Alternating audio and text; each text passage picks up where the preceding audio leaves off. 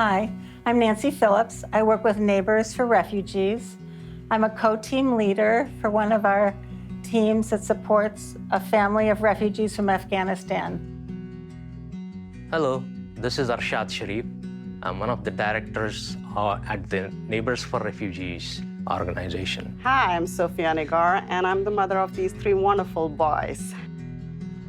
Hi, I'm Mark Morgenstern, and I'm a volunteer for Neighbors for Refugees. I serve on both the board of directors and on the employment team, where we find first American jobs for our refugees. There are many people across the world whose life has gone upside down because the government in their country fell through or things changed overnight. They want to survive. They want to do better for their families. Many of our refugees come here through very difficult circumstances over the Darien Gap, one of the most dangerous places in the world. And they come back, and it's quite a traumatic thing, which demonstrates to me just how much these refugees want to come here to the U.S. And they're eager to get here into the United States and contribute towards the fabric of the United States of America. I was first introduced to NFR sometime in 2017. I was so impressed with what they do with the refugee families. And since then, my entire family, my husband, my kids have all been involved in it. We feel like we've accomplished a tremendous amount, starting, say, last November and December. We helped these people settle in 3 different apartments, 3 different households. Some things we do for NFR is we help refugee families move into apartments in the U.S. So what we do is we gather furniture from other people's households, and then we bring it all to an apartment that we have, and then eventually they move in. Aspect of setting up a new home for someone who has a lot of uncertainties in their mind, to come into a place where they can call their home, it gives me a sense of satisfaction. While I was bringing a piece of furniture, I had overheard 2 little Afghan kids, maybe 2 years old, wondering what they would have like a meal for the next day. NFR helps with each one of these challenges, from finding a home, to furnishing that home, to getting medical care, to finding transportation, jobs, support in the very complicated social safety net that exists in this country. We've learned their customs. We've learned about their religion. We share their food with them. We go through ups and downs with them. I've helped give baskets to people which had like a bunch of like supplies and like food and other things in it. And it's very rewarding to see that.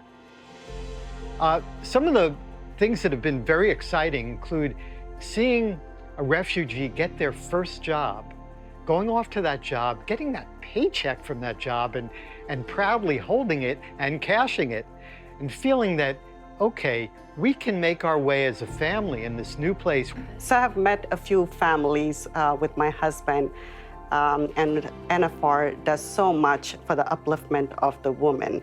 They find them, they help them find jobs, and they have helped them in, if they need further education. So it was amazing to be a part of this. We help our refugees find their first job, possibly their second job, so that they can become self-supporting within a year.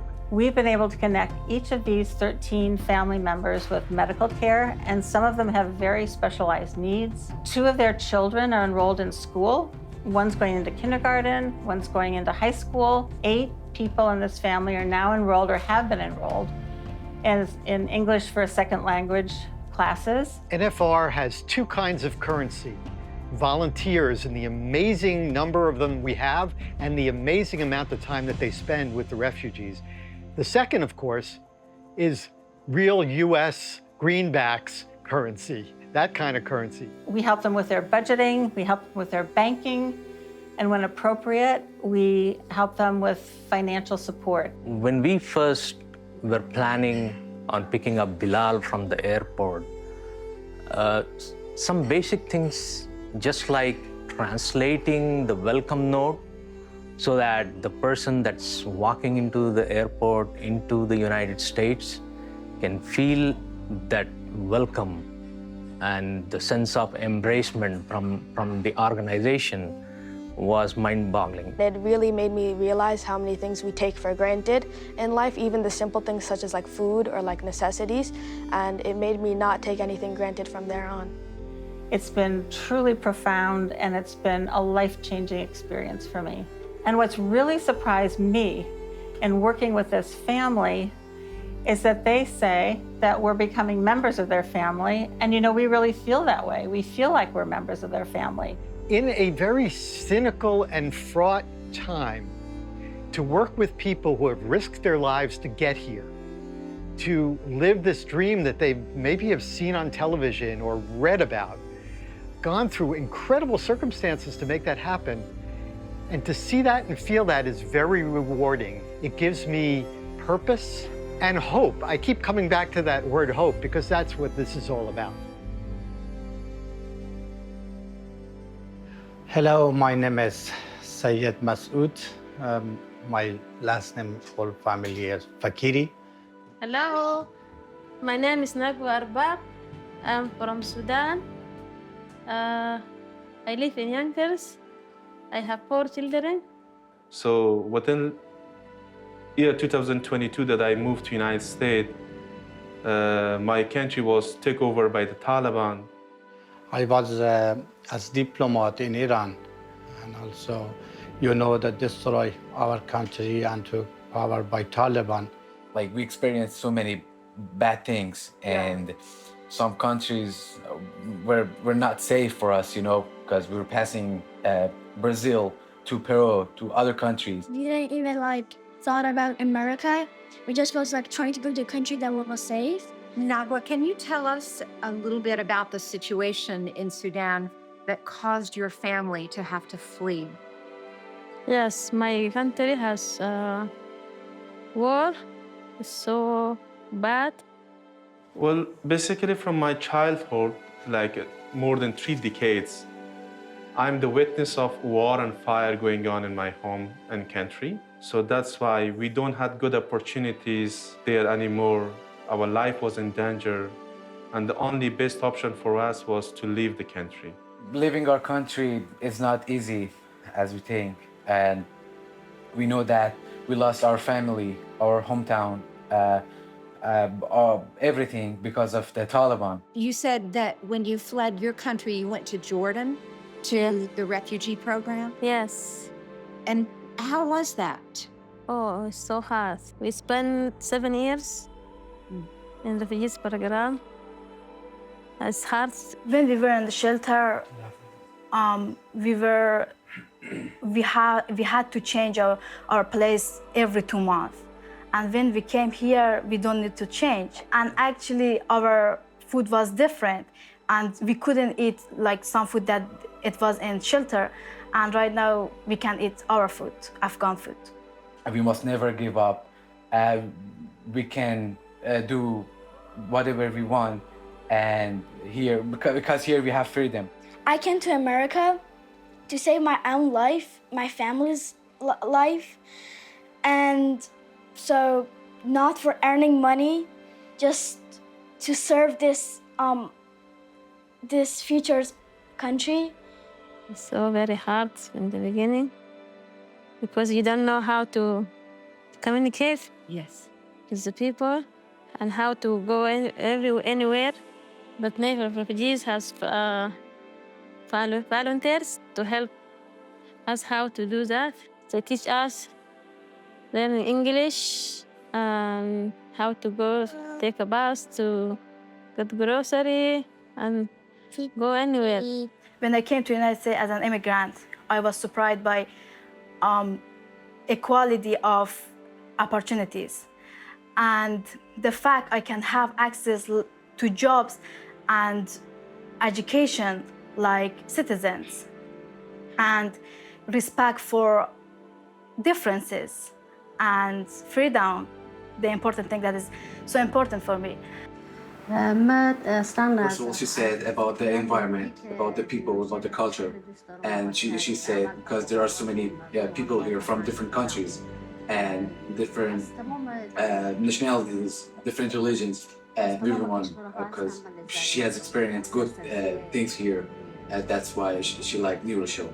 Yeah, so after I settle in the United States, I get used to this country by help of an organization in the name of NFR, Neighbor for Refugee. They got my family, nice apartment in Yonkers, and they pay us for rent. My husband work at Montefiore Hospital in Mount Vernon. Yes, I think he has a good job, and he like it.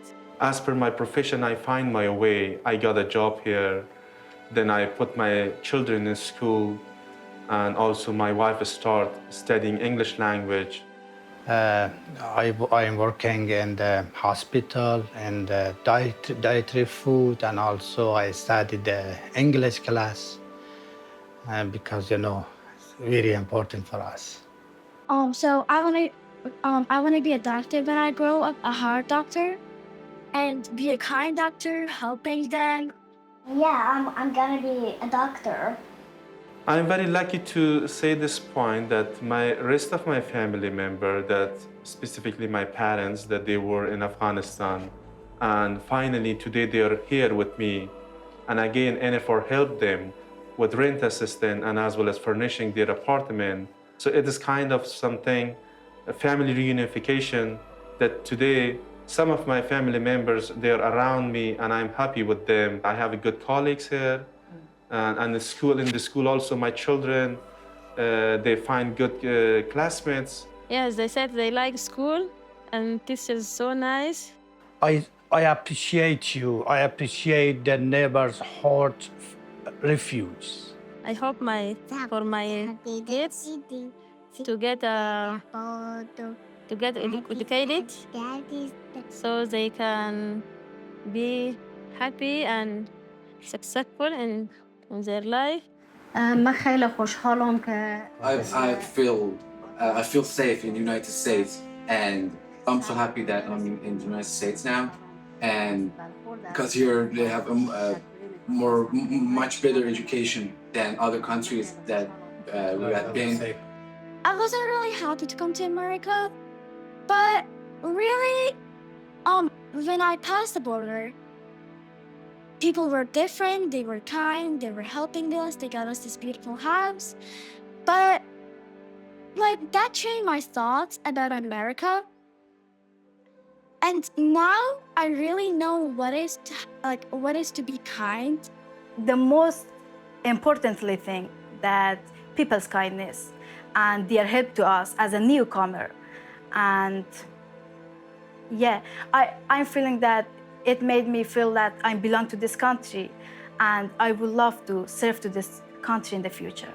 I'm very happy that NFR always stand beside me, supporting me. Yes, we have a very good life, better life and safe than my country. I am Jamel Wilson, and I am really grateful that I was at that kitchen table. If you had told me then that 8 years later we would have resettled almost 90 families, I would have had a hard time believing you. I'm astonished at what we have created together. You know, the number of our fellow human beings who have been displaced from their homes is staggering. We can't help 117 million people, but we can help one family at a time, one person at a time, walking with them into their new lives of freedom, partnering with them, supporting them. And when we do that, their lives are changed forever. Their children's lives and their grandchildren's lives are changed forever. They plan to become Americans who are going to create the future for all of us. 90 families is a good number, It is an impressive number. You know what would be even better? 100 families. We don't know how the future is going to unfold, but we do know that they are waiting for us. Those little girls are waiting for the opportunity to go to school. Those mothers just want their children to be safe and happy. And the fathers are desperate to get their families to a place of safety. So tonight, let's celebrate. Let's be grateful. And then let's be generous, because they are waiting for us.